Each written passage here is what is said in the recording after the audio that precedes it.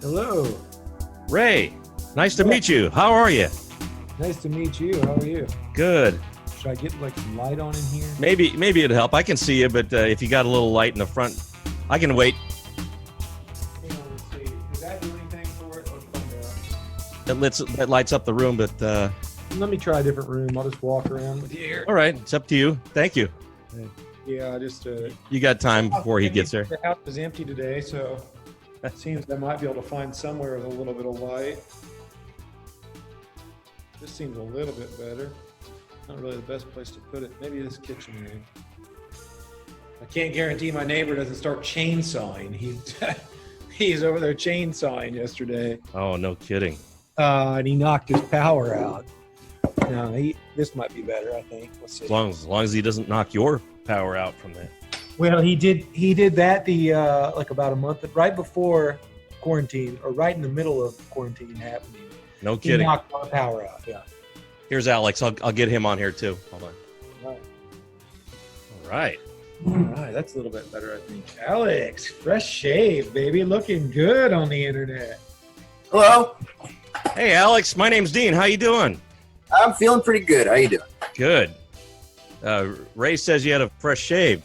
Well, you usually like me, just sort of scruffy. Yeah, it started to feel like something was living on my face and just kept. I had to evict him. So. Nice. Okay. Hey, how do you pronounce the name of your group? Harmed brothers, Harmed Brothers, as in you've been harmed? as in oh woe is me. Yes. Yeah. I'll have to ask about that on the. Let's turn these beeps off. Did you hear that? Yeah. Let me see. Let me see if I can turn this off. Welcome to StrongWriter on the radio, video, and podcast. We're in uncharted territory these days doing Zoom videos. I haven't done this kind of stuff for a long time, but I'm really excited when I get to meet a couple people face to face. This works real good for a two-way, three-way conversation here with some great songwriters here. A group from Ludlow, Kentucky, the Harmed. Excuse me, I'm trying to pronounce that so it sounds right. The Harmed Brothers from Ludlow, Kentucky, and elsewhere. I'll have to ask them about that. I have over here on one square up here at the top that you have Ray Vietti. Is that correct? Is that how you pronounce it? That's right. Yeah. Yeah, you said it right. Thank you. And Alex Salcido down here on the bottom. How you guys doing today? All right, pretty good. Pretty good. Staying in there. Usually I have a nice fancy intro, but let's just say hi to each other and we'll get talking about where you're from, what you've been doing, and your album and all the other members of your band. I like the album. It sounds really, really nice. It's got a nice Americana feel, as they're saying nowadays. So that's good. That's a good time to be doing this kind of music. But you're no stranger to that. You've been doing this for a little bit, right? Yeah, Alex and I have been making music together now for a little over 10 years. Good. So, Where'd you two meet? The band started with you two meeting, and then it sort of blossomed out of that, right? for the most part, yeah. I mean, there was a small little tour in front of it where we actually met Alex. But upon us meeting each other, I think the band kind of became what it is, what it was when Alex joined. So, so it's been just basically since then it's been myself and Alex and a rotating cast of musicians throughout the years. So the band is what it is because of Alex. Don't you forget that now. Absolutely. You better believe it. Alex, where are you from? Where originally? Where are you? I'm originally from a little part of Los Angeles, California called Pico Rivera. I know. And, yeah, that's what you're in my neck of the woods. I'm in Orange County, but I know where Pico Rivera is. we were neighbors. Yeah, we were neighbors. Yeah, pretty close. I eventually moved up to Oregon around 2008, 2009. I was in a transitional period, and that's where I met Ray in a little town called Cottage Grove. Oh, Cottage Grove. That's near Eugene, right? Absolutely. Pretty close. What were you doing up there, Ray? Did you live there? I had lived there for a little while on a little, I say little farm. It's a big farm, big organic farm.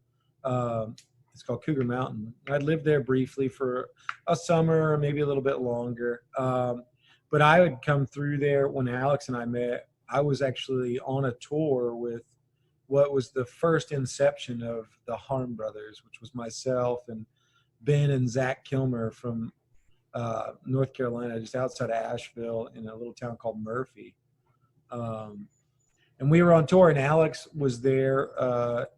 He was in a band called Termite Dog with our friend Guthrie McClenny, and they opened a couple of shows with us. And then the first night we met Alex, though, we all met him on his birthday. I want to say it was his 22nd birthday, but it might have been his 21st birthday even. I think it might have been the 21st. Yeah.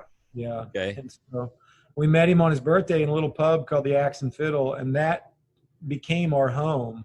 Alex and I actually, with Guthrie McClenny and Ben Kilmer and Zach Kilmer, that night we all kind of sit around and played together. You know, we got a little buzzed up and played some music together, and we wrote a song that night upon the first time we met each other.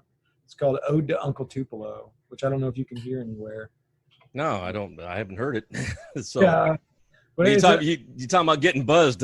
From what I read, that was sort of normal stuff for you guys, getting buzzed up. And is that true? Everybody getting pretty drunk back in the old days, or what? We had a reputation for being. We brought a party with us. Okay. We're a little rowdy. Yeah. You know, we knew how to have a good time. So getting on the sauce, that's not mandatory, but it helps the mood, I guess, huh? To get into the spirit. It did for sure. I personally took. I haven't had a drink in a little over 5 years now, I think. But yeah, there was a time when that was a wonderful, wonderful thing. Nobody would fault you for that. Everybody has that stuff. What about so all these other names that you were dropping? Is Ben the only one that's been with you to this day, or what? It's actually that you say that. It's so the guy that's with us now is Ben Knight. It's a different Ben. Okay. Different Ben, yeah. If you go back a record to 2017, we put out a self-titled record, and on the cover is pretty much all people that have been in the band or were helped on the record, Really? on that record, played on that record. But we've had a lot of people in the band, but Ben and Zach Kilmer did return to be in the band with us. Alex, like 2012 to maybe 15, might have just been 14. I want to say 2 to 3 years, maybe 2.5 years. Split the difference. They were with us. Oh, cool. Yeah. With us. So different personnel, but you got about 5 of you guys now, right? There's 5 of us. Yeah. Yeah. We're real. I'm real happy with it. I know Alex is too, with our current group, and we've had Matt McClure, our bass player, has been with us for almost 5 years now. That's good. Yeah, I mean, he's fantastic, road dog. So love having him on there. And we've had Ben Knight, who's also a spectacular songwriter in his own right, and he just kind of stepped away from fronting his own band and wanted to kind of take that out of his life for a little bit and kind of play like a role as a guitar slinger. And he's done a fantastic job and was a huge part in writing this record too. Okay. So you play guitar and so does he. Is he like, does he take solos and things like that? Is that what his role is or is it kind of like give and take? Do you do a little bit of both? He's our lead man for sure. Good. Yeah. Yeah. Gotta have somebody somebody as a star, got to have those great guitar riffs. Yeah. He does a fantastic job. He does a great job. Yeah. And Alex, I understand you play a bunch of different instruments, right? I play a few things here and there. Right. I play mostly piano and banjo. It used to be strictly banjo, but for the last maybe 5 or 6 years, it's been solid going back and forth between piano and banjo. That's good. Yeah, we've been tooling around with me on electric guitar sometimes, so we try to keep things fresh as possible. So you play the harp, the harmonica. You play that too, and I did on the first record. On the first record, there's a little bit of harmonica there. It kind of phased out after a while. Just wasn't in tune with what we were trying to do. Well, he's being pretty modest. He can play pretty much anything you put in front of him. So. Oh, that's good. Tuba. things like Well, that? I'm pretty sure he can sing his own 5-part harmonies. Really? You have to check his his solo project. It's called Go Blutes. Check that out. And Go check Blutes? How do you spell that? Well, I mean, if I can look that up sometime. It's a lo-fi effort of mine. Hang on. Okay, go ahead. Go ahead, Alex. It's a GOBLOOTS. Okay. It's just me playing around on MacBooks and whatnot, just trying to, it's very kind of lo-fi, sometimes spacey kind of stuff where I'm just trying to, figure stuff out. Get your creative wiggles out, so to speak. Yeah, pretty much. Yeah, I hear you. Certain stories don't fall in line with what we do as a band, so it's just another outlet, and it's just a lot of fun for me. That's a big thing when you have if you want to do your own thing. Sometimes the other people in the group, if they have a say so, they don't want to hear your stuff. Maybe okay, I'll just do it myself over here. Then that's kind of how that works, right? I go in the corner and I play with my watercolors, and I just I need to clear that up. That's not the case. He's just a constant creator. Like a lot of these songs that are Go Blute songs become Harm Brothers songs as well. So he's just constantly creating.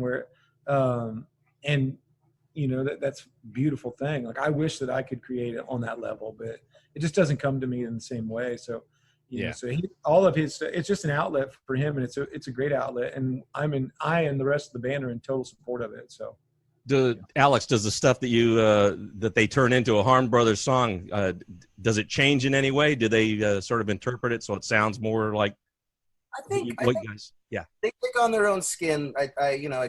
They're a lot like kids, or they just get up and they start wearing different clothes and they start, putting on a different attitude. But, I think at the heart, the story and the character's still there. And also just when they turn into Harm Brothers songs, the recordings are just way better. better equipment, better, better players, better, overall end product. So when did you guys form? Was that back in 10 years ago or something like that when you did the first album, or was that something else? We'll go farther back, or what? Say it again. I'm sorry. I heard it was 2010 or something like that. You had your first album, so I was wondering, is that probably when you formed, or were you guys a band before then? Well, I think Guthrie and I joined. We quit Termite Dog and joined around 2009, and we were just doing shows and hitting the road, and then eventually. It was just Ray and I, and we recorded our debut in 2010 at our friend David Demon's house in Cottage Grove. I would say it's probably 2000. 2010 feels right to say that's when the Harm Brothers were born. We played some shows and we tried a little bit of touring and stuff. But when we came back, we had a handful of songs that I had and some that Alex had as well. And we just did them guitar and banjo. So that very first record, All the Lies You Want to Hear, is just guitar and banjo, pretty much. Sounds like an interesting thing. Yeah. Especially when you consider where we've come to now. It's I have not gone back and listened to the music from start to finish, but I wonder what that's like for people that have been following us for that long. I hope it's been like a steady progression to where we're at now. Yeah, you always mature and evolve, but that's you were building a foundation for what you're going to be doing, like right now with the album you're doing. Right. Sorry. That's okay. Go ahead. Yeah, sometimes even this new record, we can play these songs with just a guitar and a banjo, and so it works on some level. It works. Whatever skin we put them in, they feel okay. I mean, at the center of it and the heart of it, like we're just songwriters, and somehow our songs work well with each other, Yeah. So it's kind of it's a pretty wonderful blessing, I suppose. Where did you get the name Harm Brothers from? Just curious. Everybody probably was going, what these guys don't have the last name Harmed. I thought these guys were brothers. Oh, we are brothers. You don't see the resemblance? Well, you guys, well, he shaved, so I don't know. He's shaved. Yeah, I'm Mario. He's Luigi. No, but you came up with that. Who came up with that name? Was it just sort of like there must be a story behind that? Well, that moniker was kind of there for a minute. It was a alcohol fueled evening with myself and an old friend in Cottage Grove, and both kind of going through a little bit of. He was going through a divorce, which was extremely hard on him, and I was kind of in this position of infatuation, I guess you will, with someone, and felt like it was out of reach, and nothing could be saved on his end, and nothing could be reached on my end. And he just was like, "We're the Harm Brothers," and I just liked it so much, and just ran with it, and kept that moniker pretty close. And obviously, Alex liked it enough to be like, "Yeah, we'll just kind of come in and be a Harm Brother," and we've just kept that name alive. Like What'd you say? Yeah, go ahead, Alex. Go ahead. yeah, I never had to me, it feels like a secret, like a brotherhood, like an order of things, like a special club, Yeah. Everybody get along? You guys don't fight or nothing, do you? No. Oh, okay, good. I figure no, real brothers do that, I think. Yeah. Yeah, well, early on we did for sure. Take two songwriters that and throw a bunch of alcohol in it, and fairly young enough to not really have much tour experience, just blindly going on tour, and the things that come along with being on tour, even on a very small level. Yeah, we fought a little bit, but we had a rule that we wouldn't put our hands on each other, and we never have. We've never, it's never come to fisticuffs, and honestly, like Alex we talk about this jokingly, is like the longest relationship I've ever been in has been with Alex Salcido. So that's a ways back. You go back a ways now. Yeah. It's the longest lasting relationship I've ever had. Yeah, for sure. It's we're like husband and husband. Yeah. Which is totally okay in 2020. Brother husbands kind of thing. Well, anything goes now in 2020, so why not? Yeah. But I remember my days going back 20 years when I was trying to I much like you two, I met my songwriting partner. I still communicate with him to this day, but we don't play music anymore. But it's we were pretty much had a good chemistry together, and we found that we could write songs, and we had a good process. But just trying to put the band together was hell, because we had people, they all wanted to be the star of the thing. We had a drummer that wanted to be he wanted to run the group, and I said, "Listen, no, we brought you in. Don't take over our group," And he would try to write songs, and we didn't particularly like them. And next thing, he disappeared. And then the guy that we had sing, because I didn't feel I sang and played it well at the same time, so we tried to get another vocalist. Mm-hmm. That didn't work out because he had an attitude. So it's hard. I wish we could have gotten a relationship going that lasted 10 or so years like you guys. So that's a good thing when you have it, I think. It's difficult, right? It's super difficult to find. Like, even when we've had so many different band members at this time, and he and I always have to kind of talk about it and be like, okay, well, look, it's not just one or two new relationships. It's like, if we bring somebody new in, like that relationship, we have to think about their relationship with, let's say we're bringing in most recently we brought in a new drummer. So we had to think about, okay, is this guy going to be a good fit with our bass player? Is he going to be a good fit with you? Is he a good fit with me? Is he a good fit with our guitar player? Is he a good fit with, rotating casts of people? And we're like, yeah, and we've done that a lot. Early on, we'd just be like, oh, let's get our friend to do it, and just get the closest friend that that we knew didn't really have much going on and could play an instrument. We'd be like, come be in our band. We're going to go on tour. It'll be fun. And we did that for a lot of years, but we learned over the years that we have to kind of think about all those things. Not only is he talented, and maybe sometimes the most talented guy for the job isn't the right guy for the job at all. Yeah. And that's a hard reality to face sometimes. But also, if I can cut in. Sure, go right ahead. I like it. Please. We have been traveling. Right now we're pretty settled, in Kentucky. Right now we're not.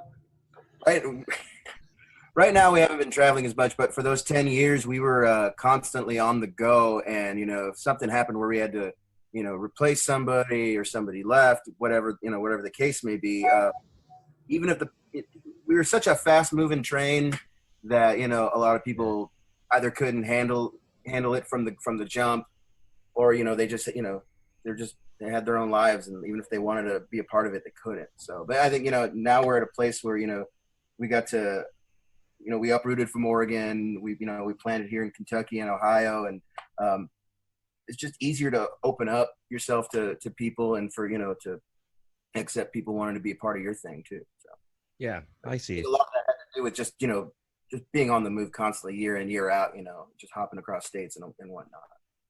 Yeah. Well, the way Ray tried to interrupt you for a second, I said, you guys really are a couple, but you guys contradict each other, or yeah, that's good that you guys, I'm glad you guys have a good, working relationship, and that you're friends outside of that too and everything. Or do you keep your, you kind of go to your separate corners when the music stuff is over with? Yeah. I think it's a little bit of both. Yeah. But We talk most. we're friends. We are friends. We talk. Like we talk we probably talk at least 3 or 4 times a week. Even Good. if it's touching base on what's going on with the band stuff, or what's going on with the record right now, or whatever. So. Yeah, it keeps the conversation short, so you're not catching up on things forever. Right. Yeah. And we just sometimes we'll get on a conversation and be on it for hours or something, but it's like we have other things going on too, and even in our quarantine, it's just like it's we're pretty easily distracted, I feel like. So I was just a little curious about the makeup of the band. The two of you're saying that you could write songs and you could play them together on just the banjo and the guitar if you wanted to. Sometimes that's the greatest way to do it. You could change up and play it all different kinds of ways, and it still sounds good. That's a good song. Yeah.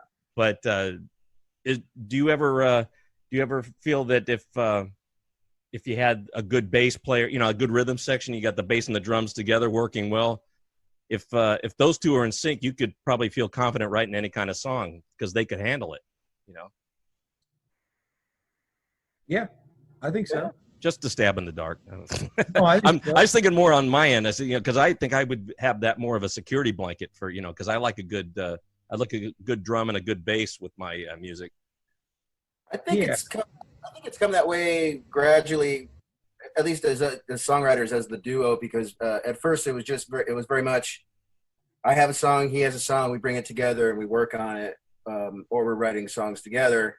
And as of late, we're, inviting other members to come in and write with us. So I think it's just been a long, just gradual, ride to the top of that. And I think eventually we'll get to the point where, we're fully writing whole songs as a band. Yeah. Yeah. When you guys mentioned that place, the Axe and Fiddle, did you guys play at that one together? Yeah. Well, that's where we met. And then we ended up playing there a lot. Yeah. What was your early stuff like? Were you playing a lot of covers as well as your original stuff, or is it just original? I don't know if that's allowed. You can have a whole set of just original material. It was we learned the early Harm Brothers material. There was some Termite Dog songs. We did the occasional Neil Young cover, I think, every once in a while. Some Wilco here and there. Okay. Whatever felt fun and whatever felt right. I was gonna say Termite Dogs. You were playing the classics back then. Yeah. Well, yeah, there's some great. We still play Termite Dog songs. One in the Garden from I think it was on. It's definitely on our first record as a guitar banjo song, but it's also on.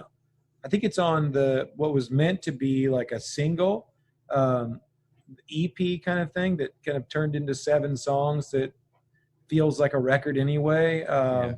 And that was A Lovely Conversation thing. I think it was 2016. And we put that song on there as well.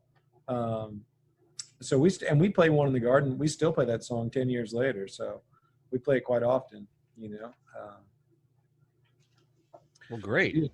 Yeah, we still play the deep cuts, man. Good. everybody has them, you know. What does let's see, when Alex, you were saying you grew up in the LA area. What is that where you were you born out there, or you know, is that where you were raised as a kid? I was born in the area, in the Covina, California area. Okay. So really like an hour out of there, and then I was pretty much raised in the Pico area till I got out of high school. When did you first start? You know, can you have how far back can you remember being interested in music? You know, like when you were little, or did it take a while for you to get into that later on? I was a big fan of, K Earth 101, the oldies station. I was big into the pop stations and the R&B and soul stations. The old Art LeBeau, Dedicated to You blocks were just different kinds of things. I was all the old people stuff, huh? Well, I had older parents, so it kind of and I got it. Yeah, worked out that way. And I like to sing a lot, and sometimes I would take my grandmother to the supermarket, and she would, when I was like 7 or 8, I'd go with her, and she'd make me like sing the national anthem to the checkout line. No Just kidding. Weird crap like that. And then eventually, it turned into a love for the guitar. I started watching MTV, and my dad saw that I was really just kind of air guitaring and grooving on that, and just rocking out. And so he bought me a guitar, and now I'm nice. Yeah. That sounds pretty normal. That's sort of like me. I did that when my dad got me a guitar, and then eventually I bought my own guitar. So it was, it's just a matter of, you got to really be into it, you didn't have a dad that was like pushing you to do that stuff. You found the interest all on your own, I found he just kind of put it there as kind of a nudge. Like, if you want to do this, if you'd like to, here's a guitar. I got it at a yard sale for about $40. I love you. Have at it. And I do it. So excellent. Hey, Ray, any similarities there, or was it a different story for you? It was different. I didn't get a guitar until I was, I think, 19. And I always kind of would be writing in a book and just writing thinking I was some sort of poet or something, probably just smoking too much pot, really. And then my mom got me a guitar for Christmas. Like, it was like a $150 guitar, and I just kept playing it and would just pick up things from people here and there.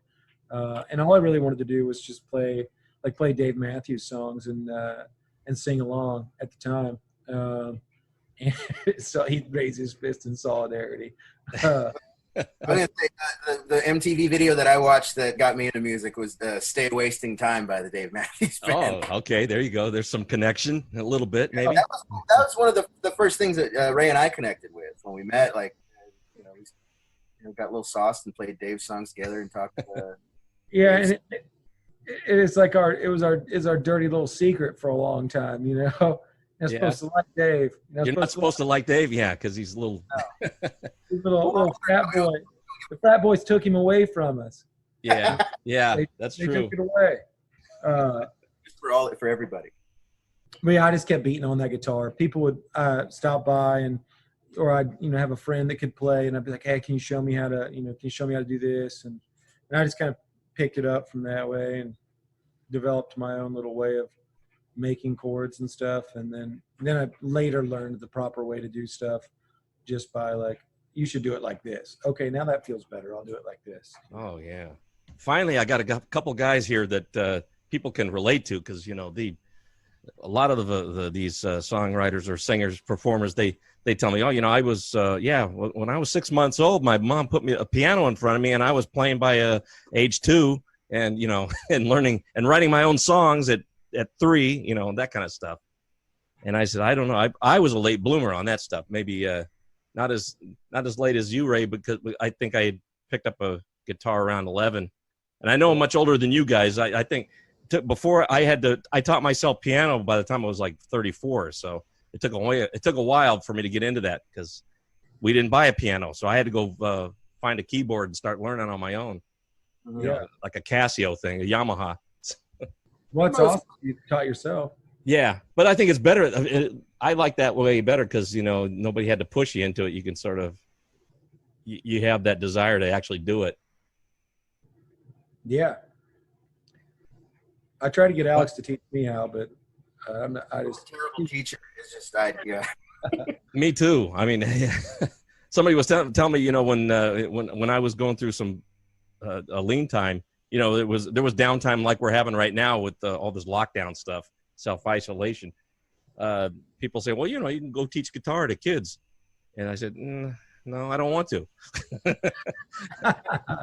What am I going to teach them, you know, that they can't already do in the book? I mean, I don't know. I never understood how you can teach somebody something, but it's done all the time. So yeah, what can I say? I guess sooner or later I should talk about your album because I like it, and it hasn't come out yet. So what's your favorite thing about it? I mean, is there kind of, out of all these tracks, you got 10 of them that you put together here, is there anything that sort of stands out as single material or something that you'll release in a video? Oh, well, we've released 2 of them already. Have you? Which ones are the songs that you released already? The first one we released was Skyline Over. Okay. An American Songwriter did a premiere on that, and just on Monday, just a couple days ago, we released a video for All the Same. Okay. Which I honestly never thought All the Same was going to end up being a single. I didn't think it was, but the label and the team working with the record, working with the promo of the record and whatever, they really liked that one. So, not to say that we don't, we like it too, and we obviously liked it enough to shoot a video for it. We just thought it would be a video that came out after the fact, you know. But yeah, it's getting a good response so far, so it's good. Bluegrass Situation did a little premiere of the video on it, and yeah. Oh, good. Because I'm just trying to figure out which ones to, because we're not going to play it right here as we're talking, but you know, once people get to see the video, I'm going to make sure that they get to hear a couple of those songs. Skyline Over is a good one to pull because it's a good strong track. That's what opens up your album, and that's the one that gets me. I like that one already. I've listened to it a couple times. You bought yourself a little Jesus fish, put it on your car and you made a wish, holding to a prayer that you know by heart on a Goodwill card, and you said you hope it don't miss.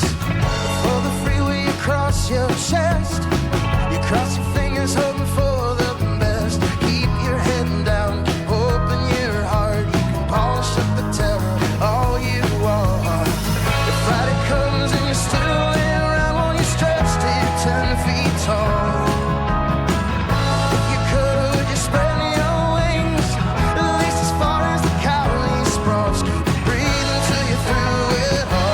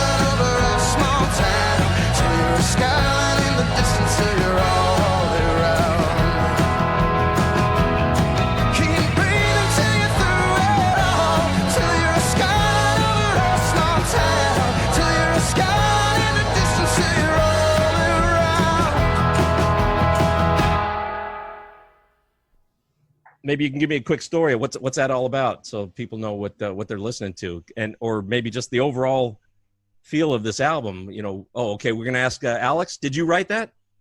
Skyline Over, yeah. Okay. Skyline Over is, in a sense, kind of, I guess it's just about coping. It's about all the different ways that we try to hold on and feel strong, and just the things that we put our faith in. But it's also just like kind of set against like this feeling of utter hopelessness. So you're just kind of feeding coal into yourself, and that coal's like slogans, funny tweets, distractions, you know, all those little distractions that kind of that feed you, and all the different mantras that you kind of absorb in times of peril and helplessness. And I think there's a lot of those on this record. Yeah. Keep breathing to later in the record, Ride It Out. Just a few different things, just the ways that we cope. I think it's like, as a band, I think it's about us we've found our footing as songwriters and as a band, and as more so as people, and but we just so happen to do it against the sea of troubles right now. So it's just about, you know, finding strong, healthy ways to cope.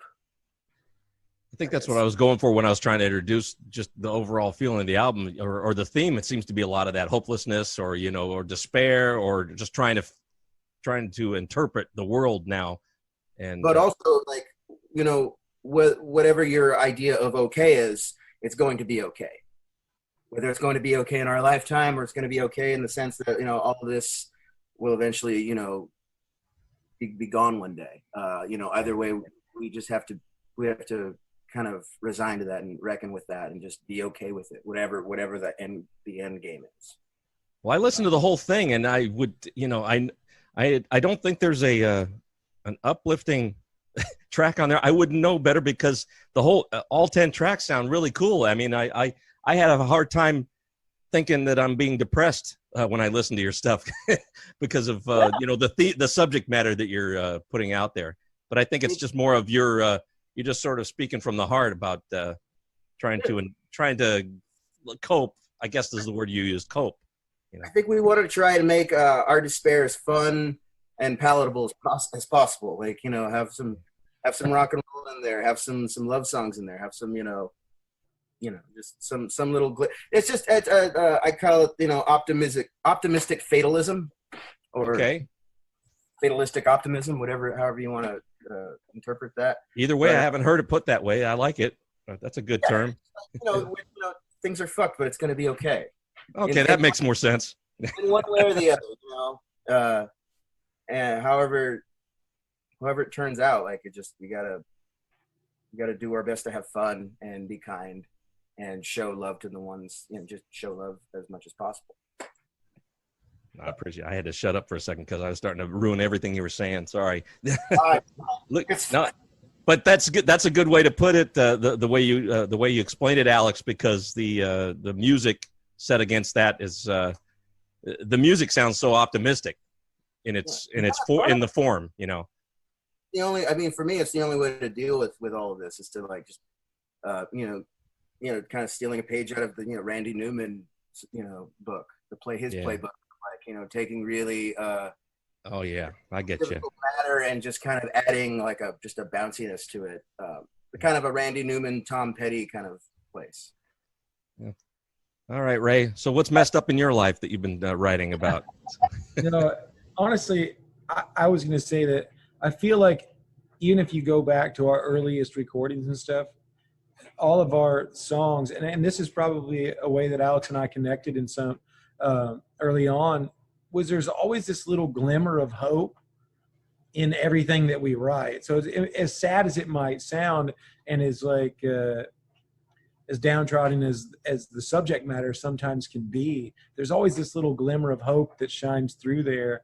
I think with this record, a lot of that hope shines through musically, which is kind of a new thing for us. It's like, it's also there. It's also there lyrically, but there's some different things going on musically that we haven't touched on with adding guitar hooks and stuff like that to move the song along, you know, where we for so long as a band and as songwriters relied heavily on our lyrics for the band, for the songs. It was just like, this is a very lyric driven thing. The Harm Brothers are just songwriters. And we still are. And I think that shines, and I hope it shines more so on this record than it has on any other, that we are just a couple of songwriters, and we just actually, like, what to your drum and to your rhythm section, you know, basically we found a rhythm section that we trusted to make to do their own thing and write their own parts to, and it just I think it all just it shows that we are a tight band. And I say were, but we still are. But at that time when those things were happening, you know, we had a different drummer, and he had been in our band, and he's a longtime friend of ours, and left on his own accord. But at that time when we were working on the record and stuff, it was very much you could feel that we were a band. It wasn't just Alex and I with a couple of, you know, adding some studio musicians or adding some players that were working with us at the time. It was, you know, 5 guys that had been playing music together for a while, and I think it shines and shows through in that on this record. Nice. And as for what I'm dealing with, you know, I had to touch on this a little bit because we've talked to a few people about this that have asked questions about the record, and some people have said, you know, it's just like, it feels like, for what we're going through, like this record somehow like aligns with it. And there's like, I wish that wasn't the case. I wish we weren't going through what we're going through, of course, you know, but Yeah. But I do kind of agree. It just feels like, wow, like these songs kind of feel right at home in a quarantine. So I don't know. But You never know. You came at a good time. Hopefully, people will relate to that. It's going to take a while before people get to hear the whole thing, but right, I mean, you know, just you got about a month or so, right? Yeah. Yeah, and we're just piecing it out. We're piecing. I think we have 3 more singles that are going to come out. I think we have. So, and you know, I mean, apparently in this day and age for music, that's the way that things are done. You know, in the past we've just been like, hey, we got a record, let's go. Yeah. Put the record and just you know, and put it in drive. And what'd you do back then? Were you playing shows, and then, you know, you have your merch or whatever ready to go, so that they can get that CD or whatever? Absolutely, yeah. Yeah. So what about the All the Same? Which one of you guys wrote that one, or together, or what? It was sort of a together thing. I definitely had the idea for it, and with every record we've made, there's always been a song that comes in the process. I think we always kind of save a little place for that extra one, and we cut a couple of things to get down to 10, but we kept this one, and it was the one that was like kind of, as we were getting ready to go into the studio, this song showed up. And in the past, it's been like, we're in the studio and this song showed up, but this song showed up. And I think for All the Same, it's like, when you're in the van for as long as we've been in the van, everything starts to look the same. Being on tour is like super glamorous thing to a lot of people. I have family members and friends and stuff for years that have been like, this, you know, how awesome, you know, that, you know, you get to go all these places. And the reality of it is we don't really get to go to those places. We get to go to about a 2-block radius of the venue or hotel in the city that we're going to be in. And so everything begins to kind of look the same. And I don't mean for that to sound jaded in any way or at all, because we love what we do. And in finding sobriety, I've found ways to see more of these cities, you know, instead of waking up late and having to go straight to the van. You wake up a little bit earlier and maybe just get to walk around or something. And in the evening, you know, the same can be said, but it's sort of the idea that of a traveling song. You know, we're in the van, we're moving through it, you know, but it's also about chasing our dream. Like, we've been a band, you know, we've never lost sight of wanting our music to be heard, and whatever that means, whatever making it means, you know. I think whatever, I'm happy with where we are now. If we can go further into having a career as musicians, that's fantastic. But we're able to sustain ourselves right now, and we don't have a lot, we don't have much, you know, but we have enough to get by. And we just never lost sight of that dream of wanting to play music and continuing to live our dream. We've been living it now for 10 years, you know, so yeah. We're chasing something, but what are we chasing? You know, we're chasing what we already have, sort of thing. I don't know. What Alex has a great way of talking about our like, what'd you call it? When we were talking about artwork for the record, we were working with a buddy, and we said think existential summer, like, what was, existential summer party or something. Yeah, something of the sort. It's like, I think existential beach party was part of it, or yeah, something like that. Yeah. So it's like, which would go along with what you're saying, Dean. It's like the music is a little bit uplifting, and the lyrics are sometimes a bit that's a little hard to hear. Well, it softens that part of it, you know. That way you don't want to go, you know, shoot yourself in the head when you're done, because you had something pretty nice to listen to during, you know. It doesn't sugarcoat the content of what you guys wrote, but I don't know. I had a nice warm feeling listening to the instrumentation. That's because I tend to like composing things, so I like the feel of what you guys came up with as a band, all five of you. Thank you. Yeah. Oh, world ocean, waves of gray, stretch my devotion out across this plain. Time keeps on rolling, the reasons change, and songs lose their meanings as quick as they came. But it's all the same, it's all the same, and it's all the same anyway.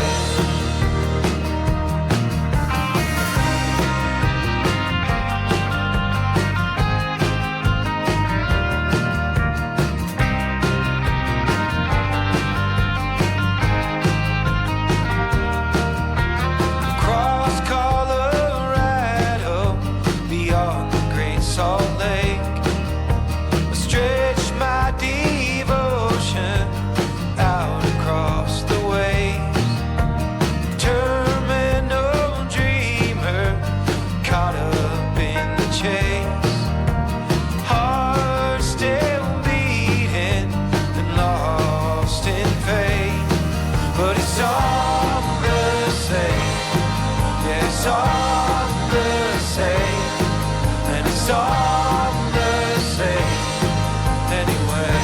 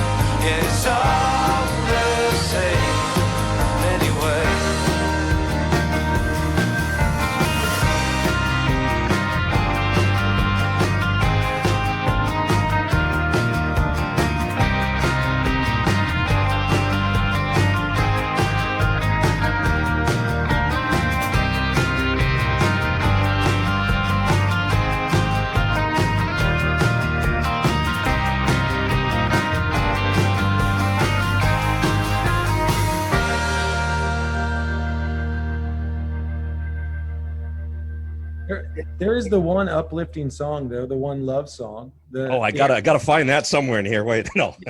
The out of the box Harm Brothers love song. You know, the Rivertown. Oh, okay. That's a love song. Is that a love song for somebody or something? I think it was written for my fiance, but it sort of kind of I think it took its own life because Alex helped and Ben helped write it. Go ahead, Alex, you can jump in. It's kind of like like a sister song to All the Same in that it's about our careers as traveling musicians, as traveling salesmen, if you will, like going out there and doing the grind and like having someone to miss you and come back home. Yeah, very much.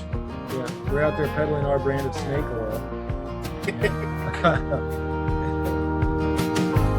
Rising early in the morning, cooking coffee on the stove.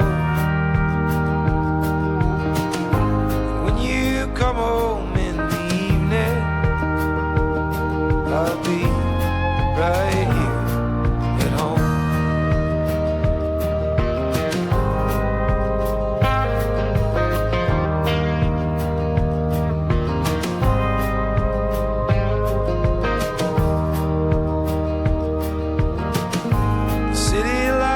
Across the water, the magic hours on the rise, springtime bleeding in the summer. I pull you close and hold you tight in a river town outside the city, in a river town stays, in a river town where you and I feel safe, and I hope we always feel this way. And it's about, it is a very much a tour song. It's like, and it very literal in that sense where what is it like, I'd have to get my guitar out and kind of thumb through it to find the words that were written, but springtime coming and like the road is calling me away basically, and stuff like that. So leaving but talking about everywhere we've been and all the text messages these days. You can, if you're riding in the van, you're sending text messages. Often bandmates are sending messages and talking to their partners and loved ones, pretty much staying in communication like you're in the room with them. So yeah, that's good. It's been done before, but everybody has a different story to tell, so that's what makes it interesting. Yeah. I think as a band and as songwriters and as people, we've opened up and we've allowed more people into our lives and more happiness, and I think that shows instrumentally as a band, as a unit all together, as songwriters, and as people just letting kind of giving up little bits of ourselves, and it shows in the lyrics, and it shows in the production and the instrumentation. It's become it's still the two of us, but it's also bigger than that now. It's more of a family feeling. So you guys are both now as we talk, are you both right there in Kentucky in the same town, Ludlow? I'm in Ludlow. Okay, where are you, Alex? I'm right across the water in Cincinnati. Oh, okay. Yeah, that's just geographically, people can know that even Cincinnati is where you recorded your this album, right? Up at Herzog Studios. Beautiful classic Herzog. Yeah, I had a couple 10 years back. I met an engineer that worked over there once, and he was telling me about the place. That's Hank Williams used to record there before there was a Nashville. Before they had a big booming recording industry in Nashville, that's where Hank Williams and I think even something written in your bio, that's where Lester Flatt and Earl Scruggs did their stuff. And so you wouldn't think that in Cincinnati they had some cool country history, but they do, especially in that place. Dean, for 10 years, most of the 10 years that we were a band and on tour, at least the first half of that we were like, we had a guy one time, an old buddy that was playing drums with us. And he was from Cincinnati but lived in Portland or Eugene at the time, I can't remember. But he's like, we should play Cincinnati. And we were always like, no, we're not ever going. Why would we go to Cincinnati? Yeah. And now look at us. We live, I mean, Ludlow's just, I'm 5 minutes from downtown Cincinnati. Right. You just go right over the river, over that bridge, and you're there almost. Yeah. Yeah. So that's good, even in bad traffic. Absolutely. In bad traffic. Minutes away from each other. We're not far from each other. We're probably actually closer to each other now than we were when we lived in Portland. And I'm living in a different state. So yeah, that's weird that you two are in different states talking, and yet you could just visit each other in 5-10 minutes. You're there. Sure. Yeah. So that must have been easy for you guys to go over there and record the album. Hopefully the other guys were just as close, Yeah, well, our bass player actually lives in Nashville. Mm-hmm. He still resides in Nashville, but he comes up and he's super good about just being like, yeah, I'm here, man. Let's just do it. He's not in any hurry to get home until he is, and usually that's not until we're done with what we've got to do, whether that be a tour or rehearsals or whatever it is, So for the okay, go ahead. Sorry. No. I was just saying everyone else is close. So for the layman in the audience, what was it like trying to? I mean, just for this album in particular, I mean, you got to gather up some cash, some money, and then make sure that you got. Did they have a producer ready for you? Did you know somebody? How'd this all work out to actually make this happen? Letting Alex get his hair right. We'll wait. No, we actually, Alex and I talked about it, and there were a couple of guys that we were interested in working with. And in the past, we worked with our buddy David Beeman, who owns Native Sound, where he is an owner and works at Native Sound Studios in St. Louis, Missouri. Dave also lived out in Oregon, and we met him out there, and he made our first record. So Dave was a name that came up. We wanted to work with him again.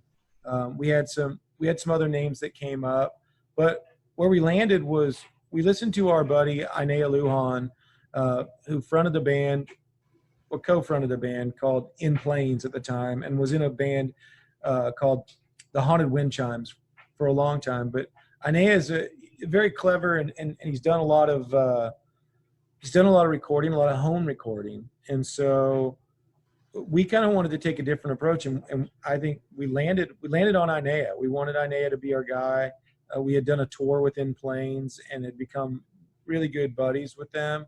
And so it just felt right. And so we asked him, and he was over the moon to do it. He was happy to do it, and he was able to work with us inside our budget to make it happen. So we flew him out here and out of Cincinnati. He stayed with me for I think like maybe 10 days or something. Alex was the course of making the record. So we brought our own producer in. The studio's not a working studio anymore. We brought Inea's equipment and borrowed equipment from our good friend Clint Stevenson, who also worked at Herzog. He brought a bunch of stuff up into the studio area. Okay. And we turned Herzog into a studio again for a brief period. That's amazing. I didn't know that. That's pretty good to do. So no, up until you guys, they weren't really doing anything with it. It works as it's more of like a museum sort of space at this point. Like they also use it for events. Yeah, event space. They use it for small gathering performances and stuff. Where they were, before this. But it's just, it's a lot of photos and stuff, and a few guitars and things. The control room's gone. All the equipment is pretty much gone. But there's an old piano up there that Hank played on, and Alex, I think, he used that piano. We found the in tune parts of it to put something on the record. So the ghost of Hank Williams lives in there somewhere. Well, I like that. So you managed to do it, even though it really wasn't set up like that anymore as a studio. It's no control room. That's how'd you guys get everything recorded? You bring all that equipment into into the room with you as you're doing it? All the tape machines and stuff, was that all in there with you? It all got brought in. Yeah, it's all got brought in. Yeah. So yeah. Well, came out really good. You guys made some magic, so good for you guys. I feel like I feel like it's something about that room, and it's, I don't know. It's not like the most spectacular room. We've walked into a lot of other studios where you're like, damn, that's, this is awesome. Again, honestly, like it felt like an office space. Is kind of what it feels like. But we just kind of scattered throughout it, baffled the drum kit, and went for it. And yeah, I mean, I'm super happy with it. I honestly think it's the best record we've ever made. So. Yeah, I like it. I didn't really get to hear the other stuff. All I was introduced to was this album first, and it's a good representation of you guys. If this is what you led up to, who knows what the next thing will sound like? It's going to be even better. Well, thank you, Dean. We hope so. Well, compliment comes from a good place. I wasn't just blowing smoke or nothing, but it's going to be loaded with Go-Blut songs. So go dig into that. Go dig into that. I'm in. Let's do it. Dig in there. But Alex, what when he was mentioning you're doing this with your hair and everything like that, you guys had a haircut since all this stuff started, or do you get haircuts? I've come real close to cutting my own hair again, or having my girlfriend do it for me, which she could do, but just I don't know. I haven't. It hasn't weighed on me too much. I've had longer hair than this. Yeah. So. My last barber appointment was like the day after all that stuff. They locked it down. I think it was on the 11th or something. They told all the barbers and hairdressers, get out of your place. You can't do it anymore. So and now we're at almost the end of April here. So who knows when that's going to happen? I'm tired of cutting my own hair. It don't look as good. And Dean, does California have a rollout plan for? I know Kentucky's about to start rolling out with a few things. And things in a couple of weeks. And I read that they're tough these days, especially when the people trying to go to church. I think they wanted to. They don't even let you do the drive-in parking lot church. And I think Kentucky had a few stories. I know somebody out there in another city that his dad's a pastor at a church, and they said that people were doing what they said in the newspaper. They were popping tires, and so when everybody gets all out of shape or bent out of shape when they're not following the letter of the law. It's a lot of this stuff is just suggestions. That's what's going on here in California. Is the rollout is hard to tell from day to day because the governor gets on air every day and says basically the same thing. We're not going to do it yet. We're not going to do it yet. But I think it's getting to a point where they're going to lift it this next month. Well, and we don't even know what that normal is going to be. I think it's still going to be a lot of restrictions. Yeah, I saw where I was talking with a buddy, and he said that the governor had said that there won't be any concerts or sporting events in California in 2020. Which, I mean, we've still got a tour scheduled in July, but it doesn't look like that's. I don't know. It's really hard to tell. There's a West Coast tour to support the record, obviously. Our June tour is canceled. All of our May dates were canceled.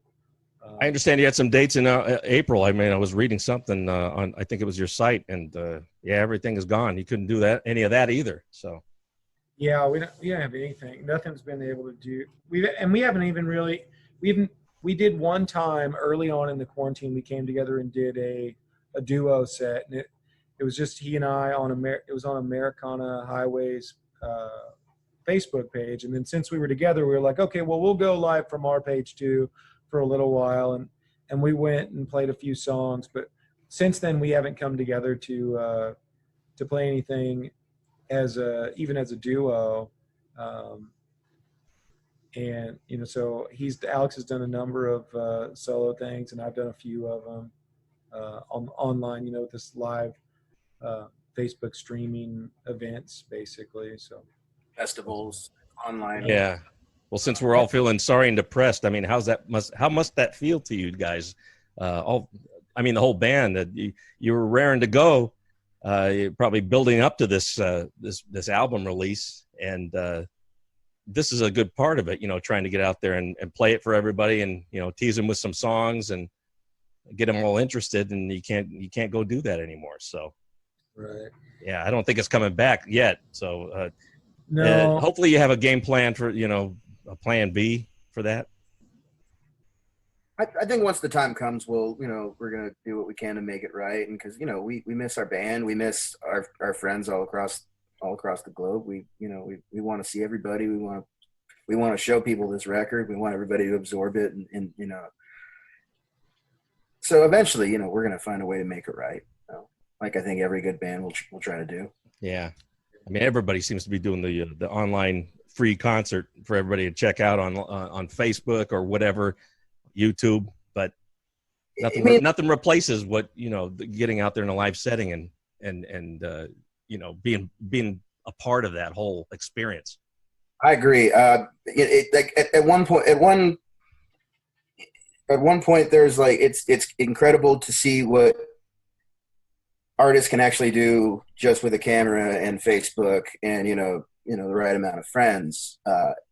It's also another thing that like around every corner is another online music festival, and somebody's doing another show. It's just like a big, like those old gridded TV guide things, where just every show is just now there. And it's just like, it's cool, but it's also overwhelming, at least for me, as a person being invited to play or get invited to watch or just anything. It's just like, it's wonderful to know what we can do, but like, we just miss being out on the road.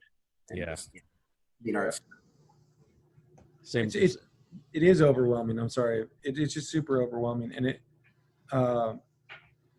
it's just, I don't know how to navigate that stuff, So we've talked about this a little bit. Like, do we do like some sort of online record release show? Like, we don't get to play to you to release our record, So, yeah, and the people, the fans can't come and shake your hand and say how much they loved it, and I mean that's a whole part of being a band, touching the fans or the people who love your stuff, And handing people the records, like here's exactly. Yeah. It's I don't know, but hopefully, right. I don't know. Hopefully we can get it figured out, and we'll see. I mean, maybe it's a good thing, maybe it's not, but the rollout, maybe we're ready for it, maybe we're not. We don't know. Nobody knows, It's nobody knows. So, but I don't know if we'll get to play, and I see people rescheduling stuff for November at this point, like summer tours are being moved to November, things like that, and it's like, well, maybe, but we kind of got to look at it as like, isn't November like, don't we start looking into when it gets cold outside, it becomes cold and flu season again, and isn't this thing, at least similar to, it's a virus, so I'm not a doctor, I don't know anything, but it seems like we're likely to get locked down again, Future is scary. I mean, my show is usually about talking to songwriters, and we talk about, when you go through tough times, how to pick yourself up and be more positive and like that. This is a tough thing, but I know that deep down, you know how to get through it. But when I see so many of these people out there that their livelihoods have just stopped because, when you stop somebody from doing what they love, they can go nuts sometimes. Yeah. Sure. That's what a lot of the uproar is about. Nobody wants the norm has been broken. Yeah. More than anything, it's like a big test to see, like, well, how well are we at adapting to change? Yeah. It's gonna be okay.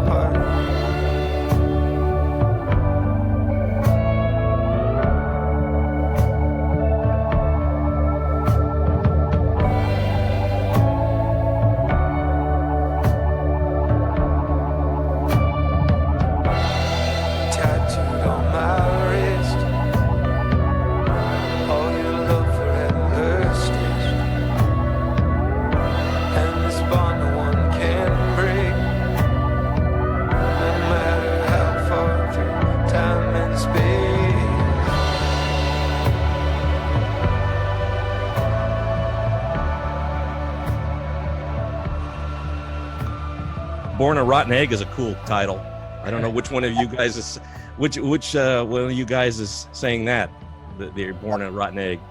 That'd be me. That was actually an old Go Blue song from a few years back. There you go.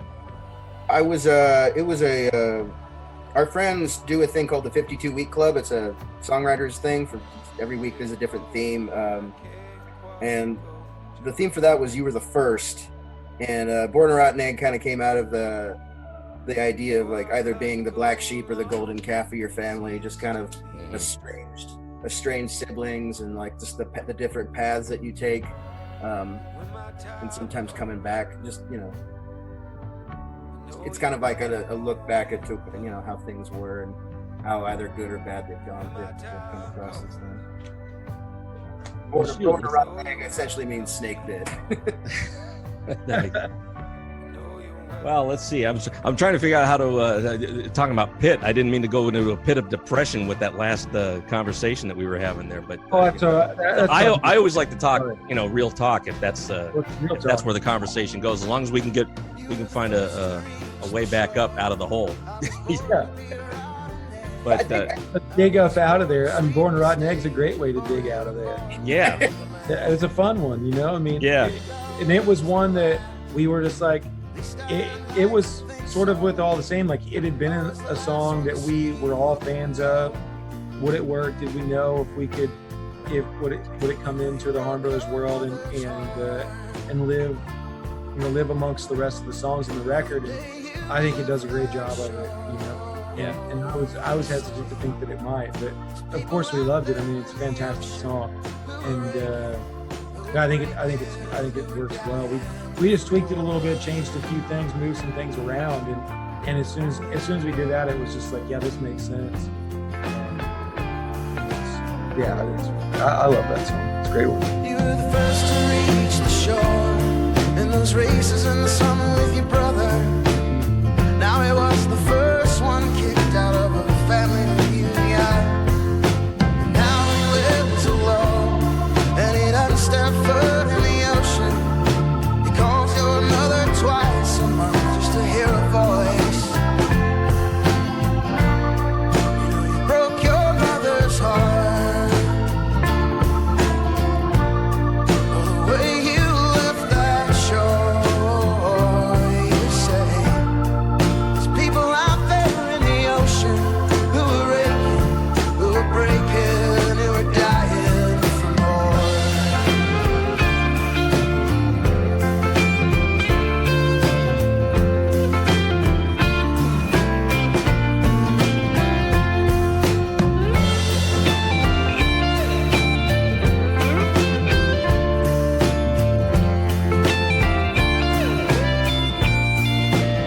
Great stuff, and most of it's pretty, the tempo is pretty moderate until you get to what are some of the, well, the last track you have is called Time. That's almost ballad. It's almost a nice dramatic epilogue to the whole album. I don't know if it sums up all the other tracks or not, but that's nice. That's a nice dramatic feel. That Time. It goes on for a while. So It does. it's a good ride. It's a good ride to take. About 7 minutes, but it's. I listened to all of it and it was good. Thank you. Yeah, that is kind of born out of a place of deep, dark sadness. Right. But not really, but not really my own. I had a friend that was over, and he was having a really tough time. He started crying, and when he left, I couldn't. I was sitting with the guitar, and I just couldn't. All this stuff came out, and I just had my, this handy dandy iPhone here, that just put it on to record, and that was something that we were on our first time we ever took a writing retreat, and we went to North Carolina as a band, and usually how it started was Alex and I would go down into the basement, and we had everything set up, and Alex and I would go down there and we'd work on what we thought what we might bring to the table, or try and flesh something out, lyrically. And that was just cell phone recording, and we just kind of listened to it back and forth over and over for a while, and picked what we liked about what I was saying in the song, and then other things grew from it, and then it it opened up this whole world of it. But it comes from this. I read something, and I'm not sure where I read this or saw this, but that lyric of time's going to take it all away from us. With every breath, our bodies rust. And sorry for the beat there. That was a moment of truth that you just dinged. Yeah, and I read that the very air that we breathe is actually killing us, like oxidizing us. We're rusting from the inside out and dying from old age. If we're lucky, we're dying from old age. And so I just kind of was that sort of that. I don't know. Maybe it does sum that up, but that just stuck with me. It stuck with me for a long time. I'm in that midlife crisis stage. I don't have enough money to buy a Corvette, so I'm just going to write really sad songs about dying. But hopefully that's the same thing, sure. But hopefully they'll be. Hopefully you find that again in that song. There's that glimmer of hope that we're just going to stay and play these songs. It's like, well, if we're all going there, let's go now. Sort of just kind of like, you're kind of angry with the fact that, with knowing that we all, there's no escaping. The one thing that none of us can escape is that we're going to die. And that was like born of this kind of angry moment of being like, well, if we're all going there, let's go now. And that's not to say let's commit suicide. It's just like, on with the show then. Like, let us know what's happening behind, what lies ahead. And just stop beeping. What lies ahead for us, and then it's like, let's go now, or let's just, doesn't matter, because you can't escape it. It's going to happen. Make yourself okay with it and live your life. So we'll stay and we'll play these songs, and we just wanted to let that. Alex had the idea of like, let's just keep saying that and let it just pan out. And I did that in the studio, and Inea made me sing that probably like, we said we want to fade out. He said, you're gonna have to sing it like 30 times. He made me stay and play these songs 30 times, just like, and I'm just looking at him like, come on, man, you got enough.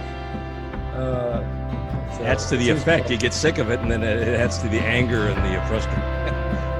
All right, enough. I get the point. Right. Barely a man, and I'm tired as the sun. Morning raptor arms around us, and off we run. Another city, another lonely room. Another night, not holding you.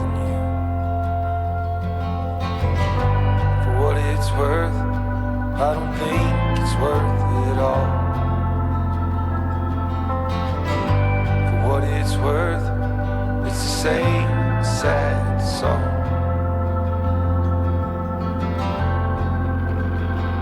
I miss you too.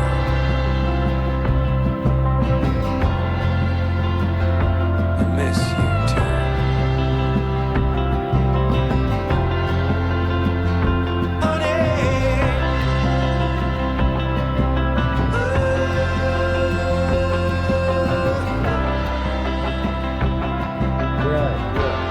But that's you two. I'm envious of that you can take that. You can go to that dark place and you can create something and express it. I don't know if I have. Most of my stuff is more positive, uplifting type of stuff, not cornball. But I just couldn't.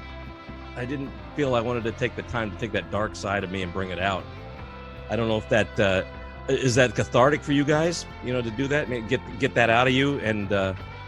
Does it make you feel better when you finally get that out? Yeah, I think for me, because I feel like some of these songs lyrically serve as like mantras, and they kind of help you. You repeat some of these things, and it becomes it's ingrained in you. So it helps you just kind of remember where you're going, where you want to be. I think a lot of this record, it's about moving, trying to find your place. You're moving across, you're going across the waves somewhere, wherever. If you're going to the next plane, or if you're trying to get to a better place as a society or as a country, what have you. It's just about trying to get to that place, wherever it might be. At least from my point of view, my half of the record is that. Yeah. You are trying to just find that sweet spot wherever you want to be, and being okay with however things turn out. Well, Ray told me how he wrote that last song, Time. Do you two, when you create songs together, do you have any way that works well for you? I mean, I see you two in two different places. Have you ever like written something and then come together to like write Alex's idea out, and we'll play it together and see how it sounds? Well, I have said a lot, especially on this record. Sometimes I will write a song and he'll finish it. That's like Born a Rotten Egg. Yeah, like Born a Rotten Egg. It was different except for a few little parts that he suggested, and once those suggestions came into play, that song is I think it's fully realized now. And I think we've been doing that on and off for the last 10 years. Just now we're stronger together as we've ever been. And then Ray's aware that's probably one of those Go Blutes songs, right? So. Yeah, it's a Go Blutes song, and he does those same things for me though too. It's if I might have an idea, and we're close enough to each other, that he knows what's going on in my life. So if I'm writing something, it's like Alex has a way of we have a song that we cut. It's called So Long, and hopefully we'll put it on there. We'll put it on something sometime, or maybe it'll be a single or something. But it was about a breakup, and we're close enough with each other that he kind of could step inside that relationship without being in it, and kind of he could say what I was trying to say, not necessarily in a better way, but in a better way, in a less of a direct way, because I have a tendency to, like in that song particularly, I was being a bit vindictive, and wanting to inflict this mental anguish on someone, but being like, how could he write that? How dare he write that? And Alex is like, well, let's say it like this,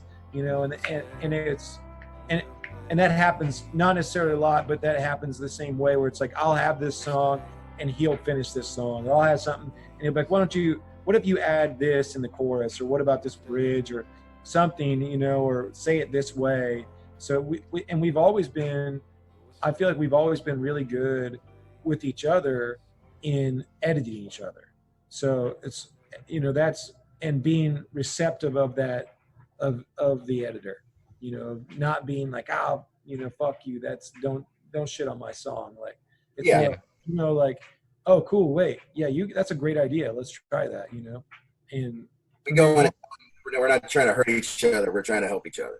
Yeah, don't let your egos get in the way. You got to work together if this is what your ultimate goal is, to make some good music. Yeah. Well, I hope so. I hope when you go back into that catalog, you find some other things that you like in there. Yeah, it tells a story. The whole going way in the back in the past with your old material, but you haven't listened to that in a while. But probably still in your subconscious, as you write new stuff. Sometimes I can't get back to that like angsty 20-something that was, I couldn't get back to it. But I feel like in this record we found a bit of angst again, as well. So, and we're like, we're kids of the '90s. Alex he's a little borderline '90s kid there, but I'm a kid of the '90s. So I feel like we finally, people used to call us like grunge folk. That was something that they would say about us. I don't know if that was just because we were living in the Northwest or what, but I always liked if you're going to label us something, that's a pretty cool label. I'll take it. Grunge folk. Why not? You came out of that '90s era. Yeah. Very raucous and angsty, but in the vein of folk music, and very like hard on sleeve kind of stuff. I think for how the times are right now, I think we found a little reasons to be angry, if not at least a little miffed at the state of around us. So, but of course, this record's also about growing up and finding your footing as a person. So, like, there's also just the rest of it that makes it fun and jumpy and bouncy and rock and roll.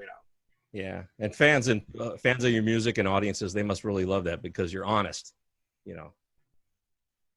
We try to of honesty.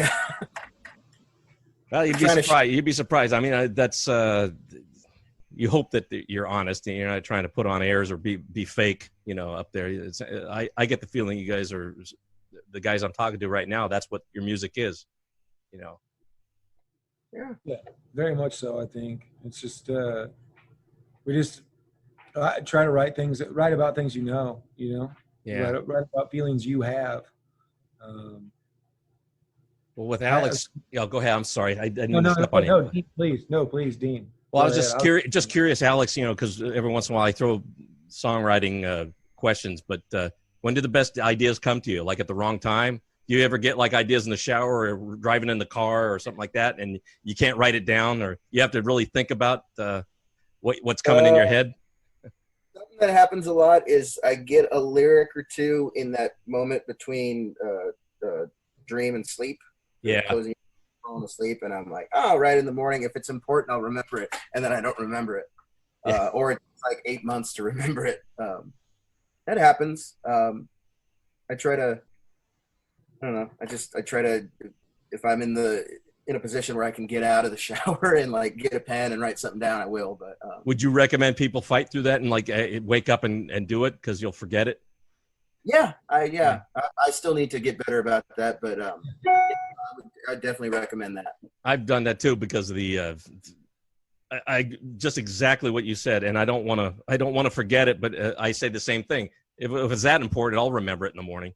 And then I've had whole songs in my head that I never wrote down on paper that I just keep on memorizing it, and I don't think that's right. I don't think you should do that because then it doesn't leave much room for the rest of your creative self. You know. What? I employ notes and Google Docs a lot now these days too. So if I'm on the phone or if I'm on the computer, and I'll just run over real quick and just like type it out. You know. Yeah. Go ahead, Ray. Yeah, so the way that you're talking about where you write it in your head, that's how I write. That's how I wrote for a long, long time. I would only and to the point where Alex would just be like listening to me, and he would have to remember some of the stuff. Like he would be like, "What about this?" And then we could go back to it. He'd be like, "Remember when you said this?" And I'd be like, "No." Yeah, he was like, he would do that because I would just. One thing that I've always been kind of good at is just, or just done. I don't know if I'm good at it, but just kind of free flowing a song, and I still do it. I was doing it today before our meeting here, and that's just the way that I know how to write. When I started writing, I would write without music, but now I want to play the music and like just let whatever is inside of me out of me, so that it becomes it's very therapeutic in that way. Sometimes a song is only meant for that moment, but that was the way that I would write. If I could remember it, it was good enough to be a song. If I couldn't remember it, then it was just meant for that moment. And so that's how I always wrote. But Alex is very different in penning things out. Sometimes he pens it out before he brings music to it, and that's kind of rubbed off on me a bit. So I'm grateful for that again, but yeah, it's hard. Old habits die hard. Alex, is that kind of like you write out a story or a poem or something like that you thought of and you put it down on paper? I've definitely had like stories and thoughts that prompted me to be like, oh, that would really make a really good idea for a song. Or sometimes I'll be writing something that's more along the lines of a probably not good, but kind of like a joke. Sometimes I try to write jokes with a whole setup and whatnot. And in writing a joke, sometimes the song comes out. And then in the treatment of that, like a lot of myself comes out through like characters and whatnot. So, but I do that to escape all this stuff going on. Right. Yeah. But eventually it all comes out anyway, just in a different form.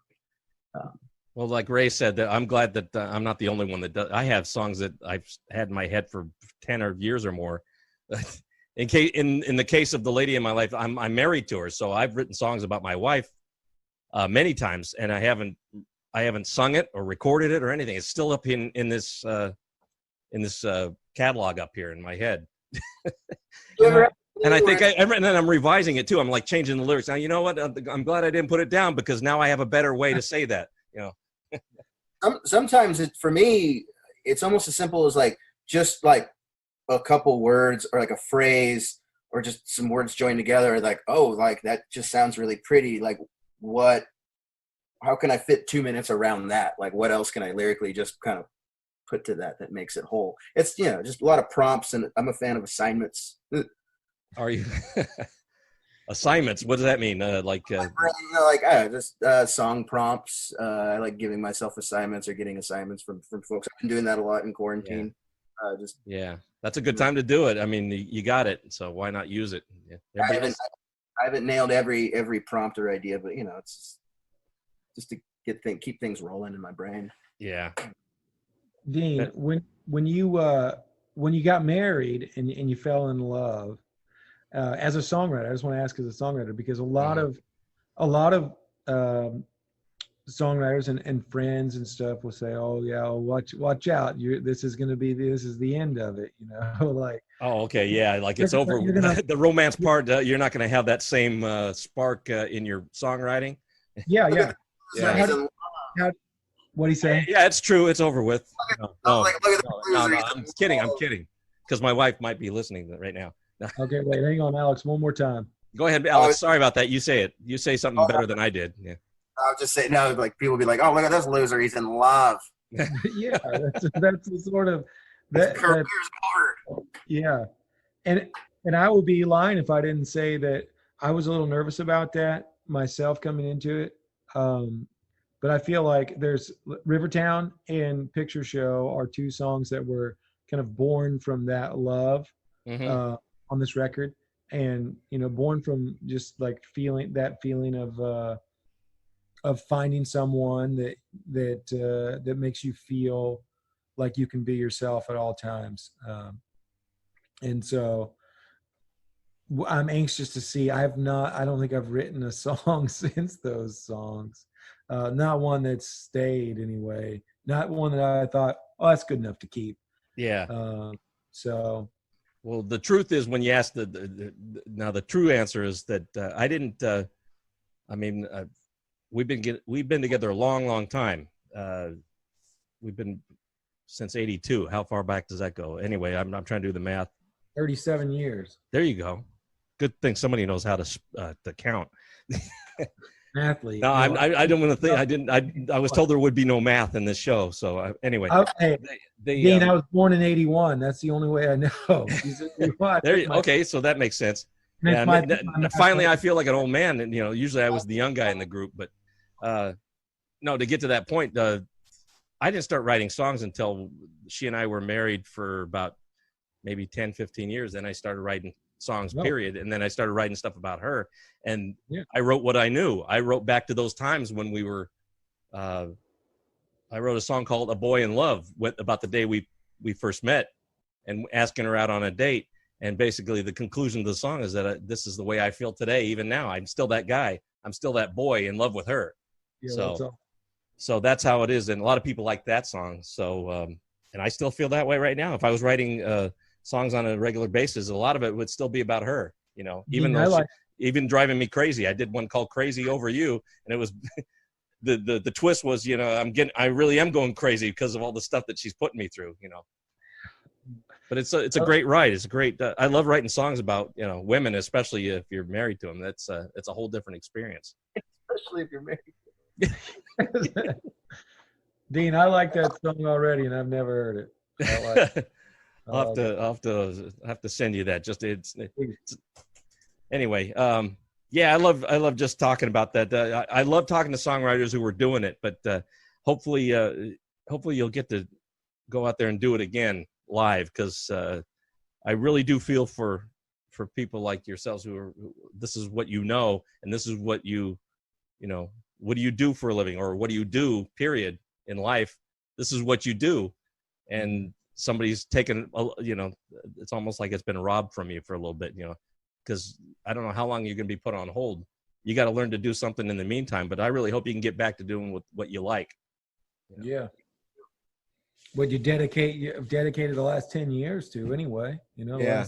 of our lives have been dedicated to this band and to playing songs and touring and just being out there, you know, living our life as we know it. And, you know, that's seemingly over, even as a rollout begins. And even as these things start to happen, like they're not likely to happen for musicians and, you know, touring musicians anyway. For live music is not likely for a while. And even when it is, how many people are going to feel comfortable enough to go out and see it? You know, I think, well, we're back in it. We're going to leave it alone because we're back in it. But Yeah. But our whole way of life has changed, and it's not done changing yet, I don't think. Yeah.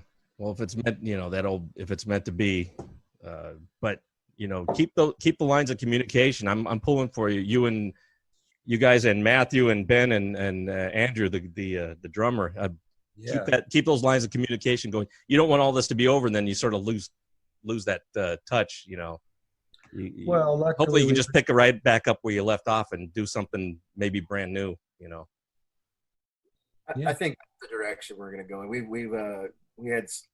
We've had so much fun in this unit that, you know, for all this to be cut short by a little pandemic, that would be unfortunate. Yeah. You didn't go 10 years to quit all of a sudden. You know, that's a bad thing. You know. Put out a record that's like the culmination of our life's work. You know. Right. And then, yeah, we're done. We'll see you later. You got plenty more angst and dark thoughts to get out there. I'm sure you got to have more. You got to have an outlet for that.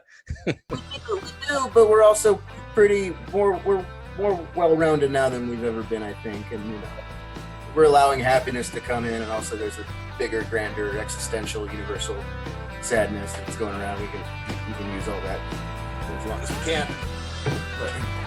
Existential beach party sounds pretty good over here, but we can't even go to the beach. They closed those down over here. So gotta go to Florida for that. Nice. Yeah. Apparently they're doing that too. I swear the song is almost finished. Just give me one more year. The end's inside one way or another, whether it's there or here. I haven't learned a thing, just the awful truth. It all feels like one big heart attack. Let it pass you like a wisdom tooth. Write it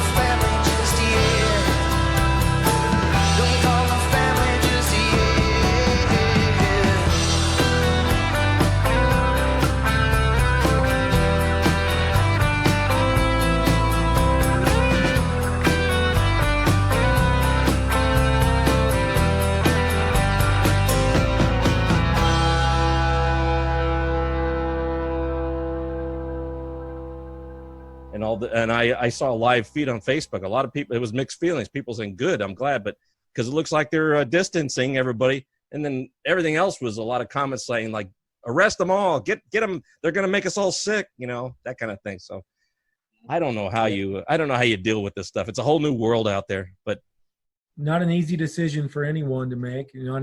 I know with the group collectively, you can't, it's really a hard thing to do.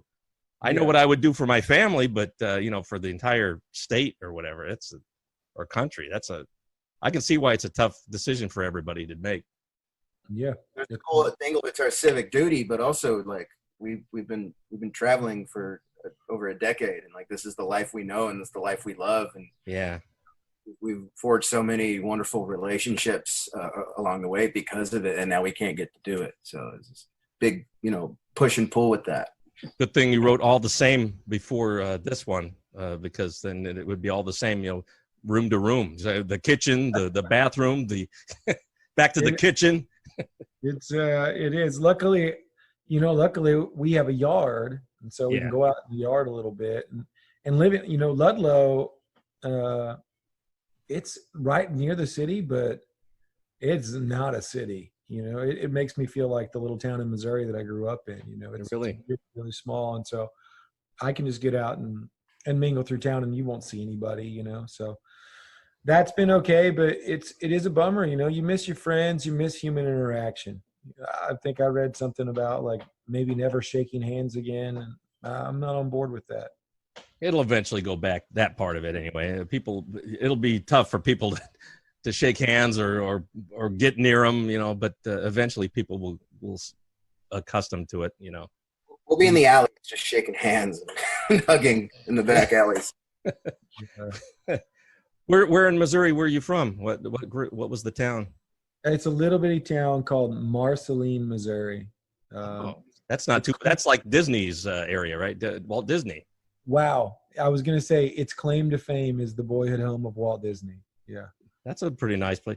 I only have a couple connections with Missouri. We had family from Lamar, which is down below, and my kid was in St. Louis for a time, so we visited him there a couple times, and nice place to visit. I like Missouri. I still like living where I'm living, but yeah, I bet you do. I love to be able to visit different states. Everyone has always a new personality when you go there, but Missouri's a great state. I like it. Yeah, I liked it. I mean, obviously, you always want to get out of where you grew up at. The grass is always greener, sort of thing. So I was kind of eager to get out of there, but it took me a while too, as well. And, I didn't get out of there until I was probably 24, but 23 or 24. But when I got out of there, I never kind of looked back. I never came back and lived back around there. Right. But if you drew a straight line, if you just laid a ruler out across, or a yardstick out across the map of the states and went Ludlow, and you'd run right into where I grew up. It's basic. So I'm basically living in the same climate that I grew up in. The same kind of. One thing I like about this area is it is very Midwestern. There's that Midwestern, just like cold, dark winter. Just the people are very real. For some reason, probably because I grew up in the Midwest, I just connect with Midwestern people really well. Sure. But it's just a nice little area. It feels like home, and it feels like I finally found the home that I was looking for a long time, and it worked out really well for us too. That because Alex and I've lived we lived in a number of cities, chasing our Harm Brothers, vagabond lifestyle around. So for us to find this place, and for a kid to grow up there where you're at, just around the corner from where you're at, and be able to call this home, it's Alex seems to like it, Yeah.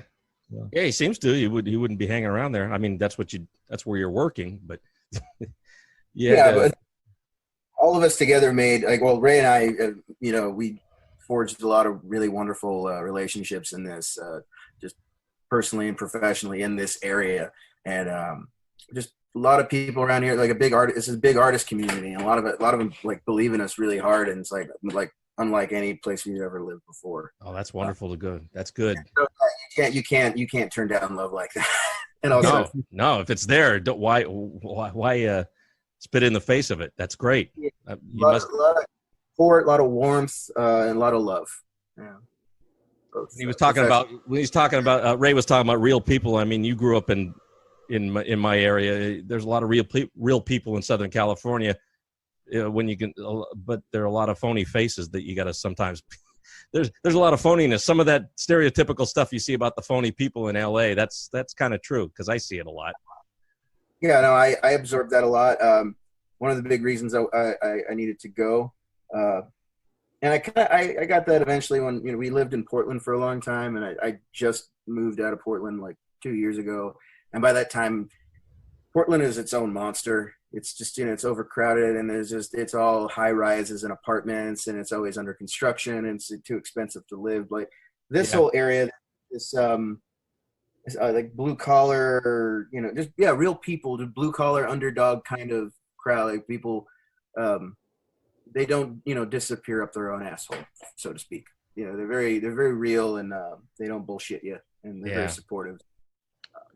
I like that he said underdog, and that's I thought you were going to say disappearing up your own asshole. You like that part? Oh, I like that too. Yeah, no, but they're not full of themselves. Nobody here is like too good for anybody. Everybody here is pretty down to earth and supportive. I apologize, Ray. I want to hear what you had to say. Sorry about that. No, it's okay. I was just saying I liked what he said about underdog, and I feel like our buddy Darren used to always say, he's like, you guys are like the great underdog. You're everybody's hometown hero. We'd go on tour and like we show up and people are like, yeah, like I don't care if it's 5 or 50 or 100 people.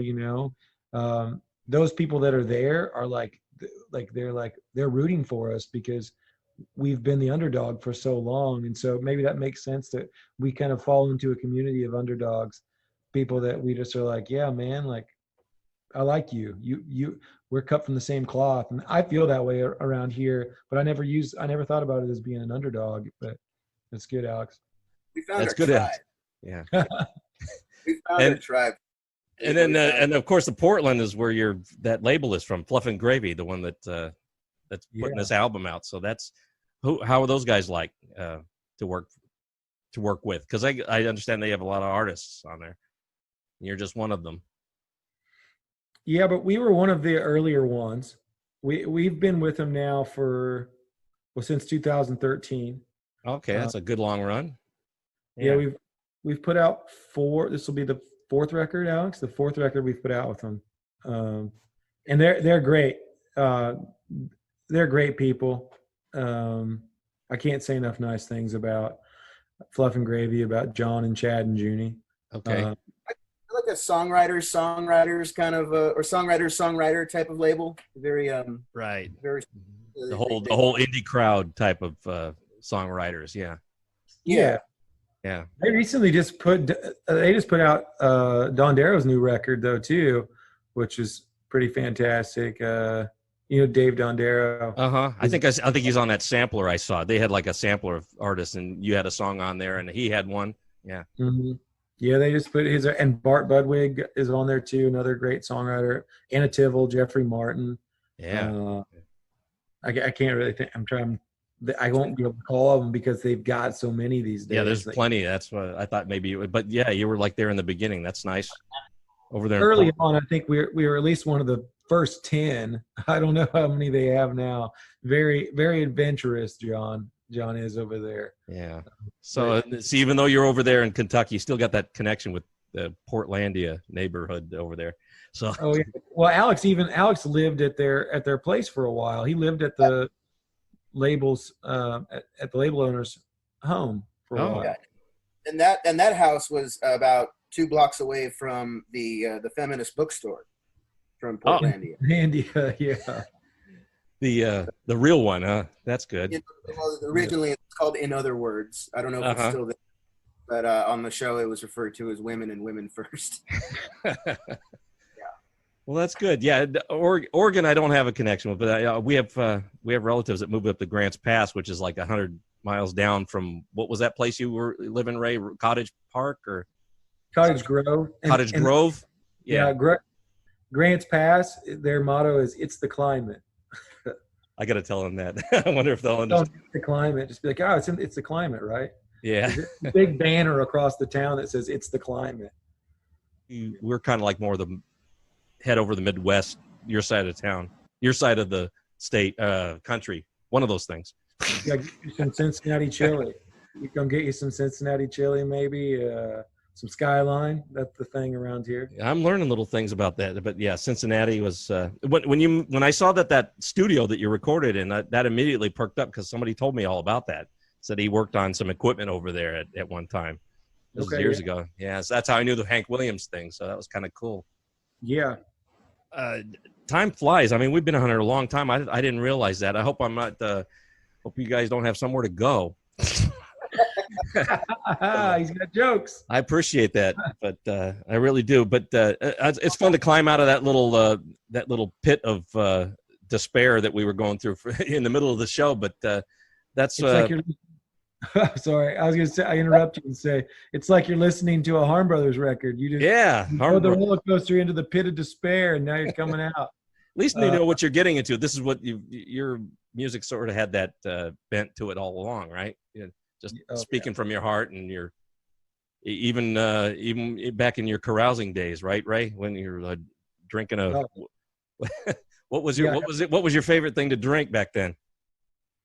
Oh, I would easily. I mean, I was probably like, it was definitely bourbon and water, probably. Evan Williams, because it's cheap, you know.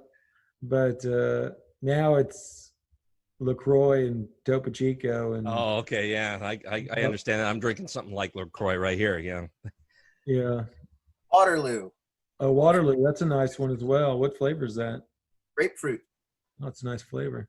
Been on the grapefruit for a minute. We've been using the Soda Stream more over here now. Oh yeah, aren't we all clean cut? All of us are. We're nice and clean cut today.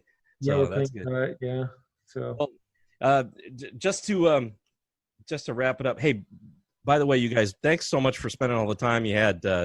Really enjoyed listening to all this insight. You know, because I don't hear it anywhere else. I like to hear real talk about what songwriters go through. That's what my show's about. Thank you.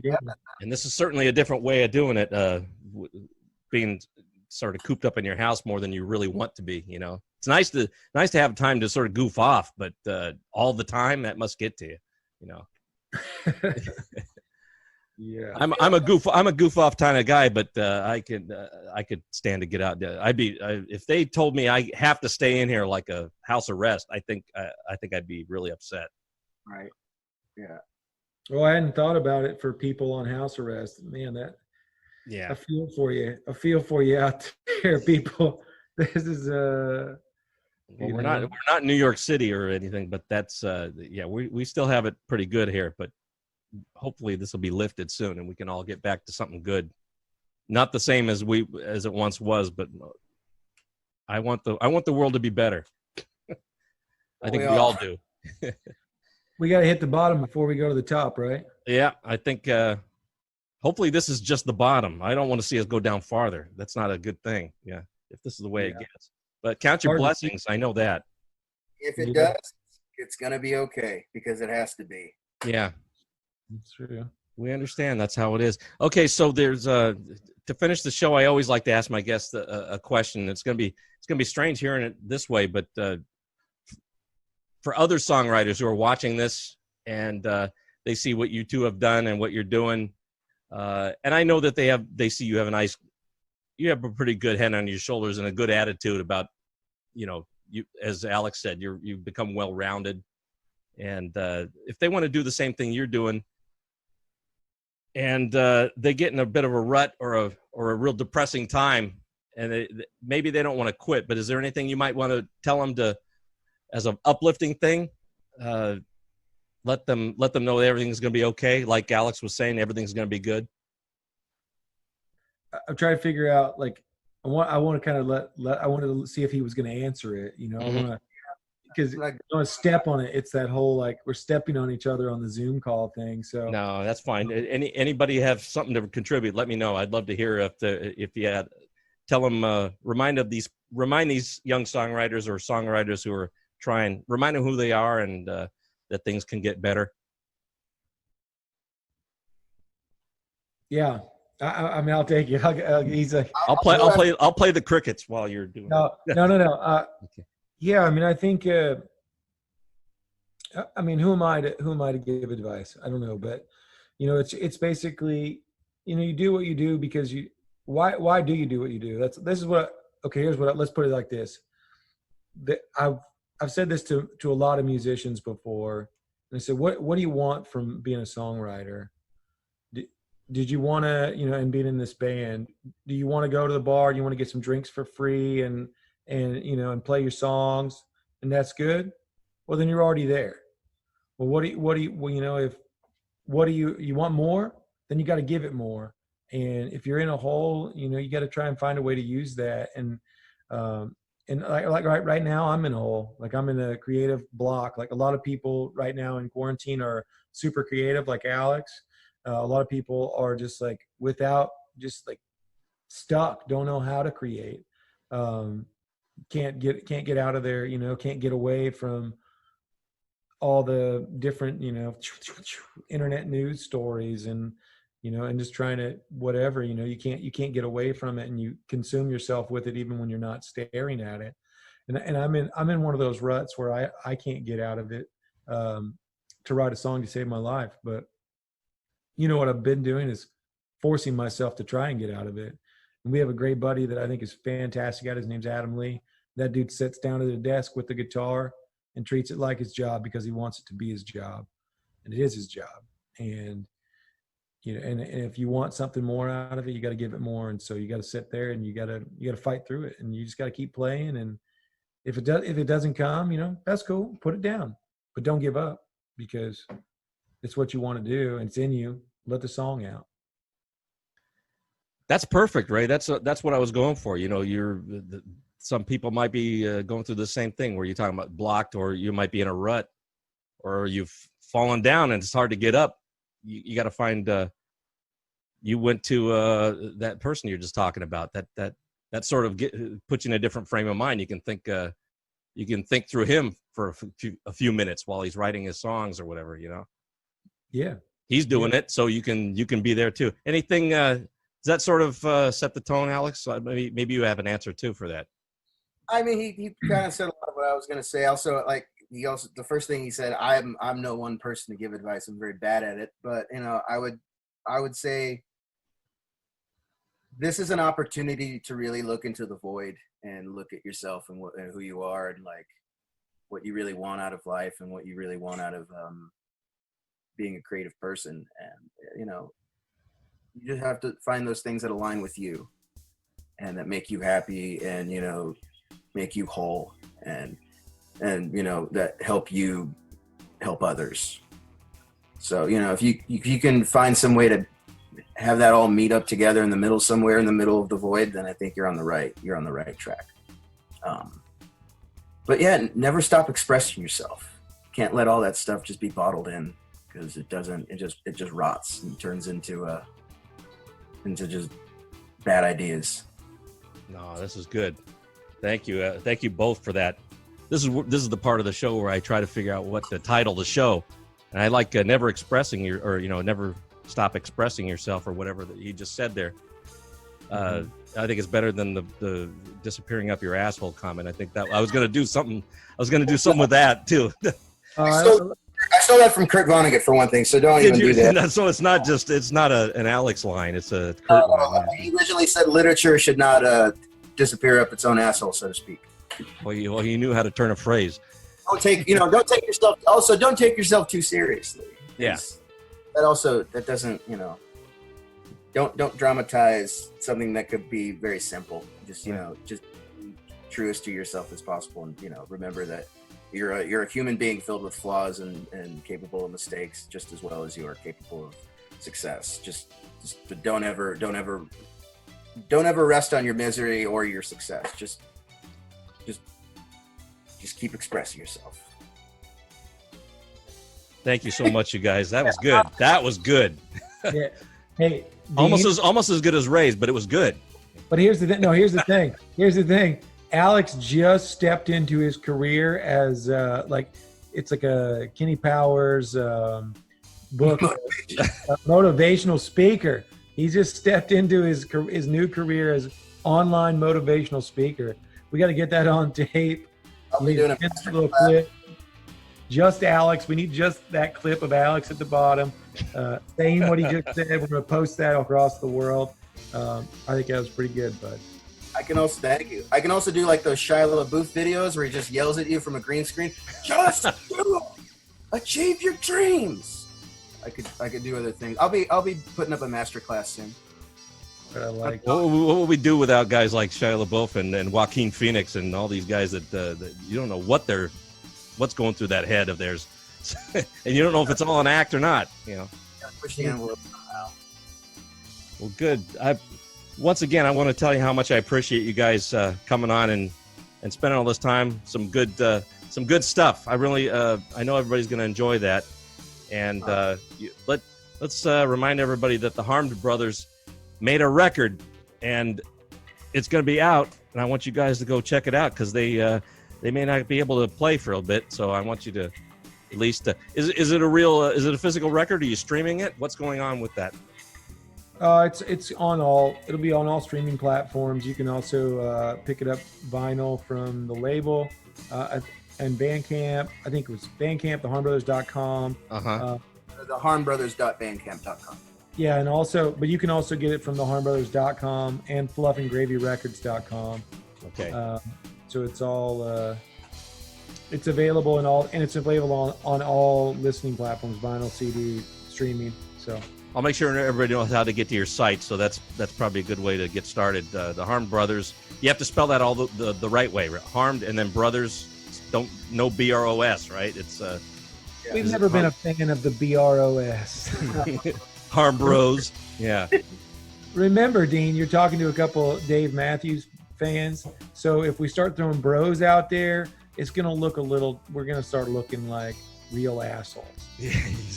We'll spell it out. We have to social distance even further. No, that's good.